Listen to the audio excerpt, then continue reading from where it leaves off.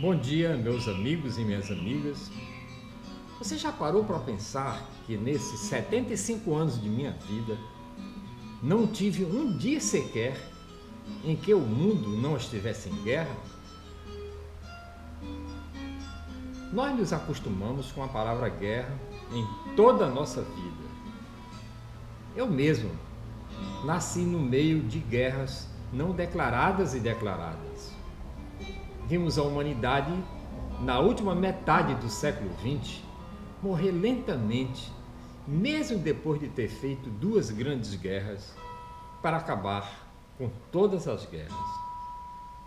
Acostumei-me a ver pela televisão imagens de palestinos perdidos, portando armas leves, mulheres fugindo, apavoradas com as crianças nos braços, com medo das tropas israelenses, com poderosos artefatos. Vimos indefesos libaneses sendo expulsos de suas casas e apartamentos à procura de um lugar de refúgio. Vimos invasores argentinos desembarcando nas Ilhas Falkland, promovendo uma guerra sem sentido, levando 10 mil soldados à rendição vergonhosa durante 10 semanas. Vimos um Afeganistão invadido pela União Soviética, provocando a morte de mais de 2 mil homens. Povoados bombardeados, campos destruídos pelo fogo, milhares de fugitivos. Vimos bombas sobre Barça, foguetes sobre Abadã, 600 camponeses de um vilarejo mortos por tropas regulares em El Salvador, fora os 30 mil que já tinham morrido naquele país de apenas 4 milhões e meio de habitantes. Desde 1945, não houve sequer um dia de paz no mundo. 180 guerras, revoluções, revoltas, conflitos internos e batalhas de terror desde a última Grande Guerra. 100 países atingidos, 35 milhões de pessoas mortas. O livro Guerra e Paz, de Leon Tolstói, publicado em 1982, mostrava um novo estado de 90 milhões de habitantes criado em 1971 através de uma guerra sangrenta, Bangladesh. A Guerra do Vietnã transformou profundamente o mundo e a sociedade do meu tempo. A China, como superpotência, e foi resultado de uma guerra civil mais sangrenta da história, que durou 2 décadas e custou 8 milhões, talvez 10 milhões de vidas. Sua consequência foi a criação da tripolaridade do globo. A história não registrou a matança de crianças a mando de Herodes só nos livros sagrados, mas registrou, documentou, quando em 1964, na África e na Turquia, Nico Sampson ordenou que todos os bebês dos turcos cipriotas fossem mortos, esmagando suas cabeças contra a parede. Ele, essa besta fera da raça humana, tomou o mandato do arcebispo Macários e pôde brincar durante uma semana como presidente da ilha de Afrodite.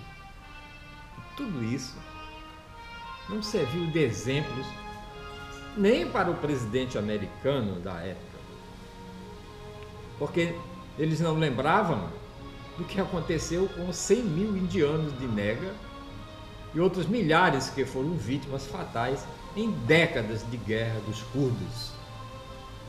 E será que os americanos não sabiam que em 1969 um jogo de futebol deu início ao combate entre El Salvador e Honduras, que morreram mais pessoas do que nas batalhas pelas Falklands? Os homens que pretenderam governar sempre os Estados Unidos para a história como os primeiros a manter uma guerra no século XXI não sabiam que em 1950 Clemens desencadeou 2 conflitos, um na Coreia onde morreram 2,5 milhões de pessoas, e outro em Cuba, que quase levou à guerra global, quando Kennedy deu um ultimato a Khrushchev para que interrompesse o envio de foguetes para Fidel Castro. Parece que ninguém leu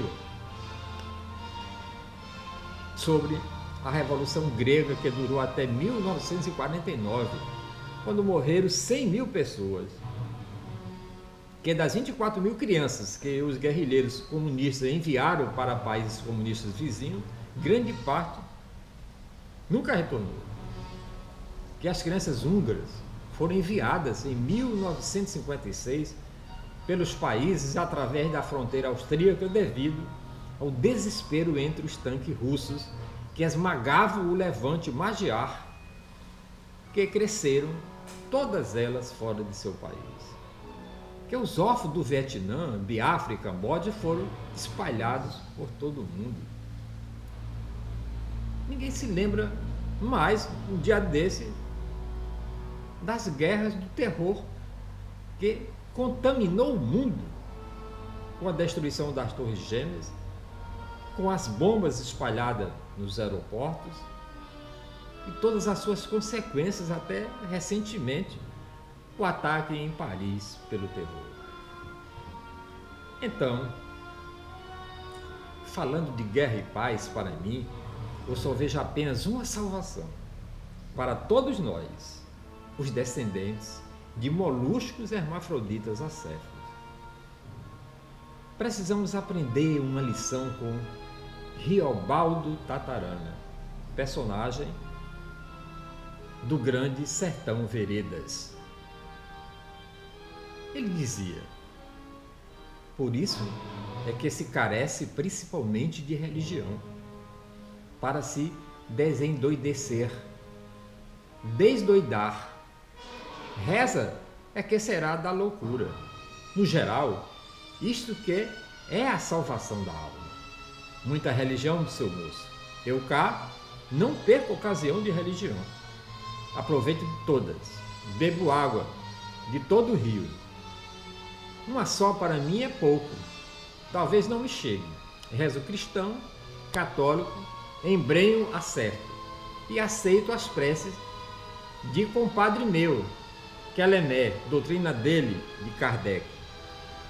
Mas quando posso, eu vou no Mindubi, onde Matias é crente metodista. A gente se acusa de pecador, lê alta a Bíblia e ora, cantando hinos belos deles. Olhe, tem uma preta, longe daqui, que não mora, a reza dela afama muita virtude de poder. Pois a ela pago todo mês. Encomendo de reza por mim um terço todo santo dia. E nos domingos, um rosário. Vale? Ora se vale. Ou então, voltemos atrás para começar tudo outra vez, meus amigos e minhas amigas. Desde o primeiro momento, quando ainda éramos moluscos hermafroditas acéfalos. Amanhã eu vou falar sobre duas formas de entender o aprender, dando continuidade à nossa série Educação à Distância de quarta geração. Eu sou Jonas Luiz da Silva, de Capuí. Muito obrigado por me ouvir nesse espaço.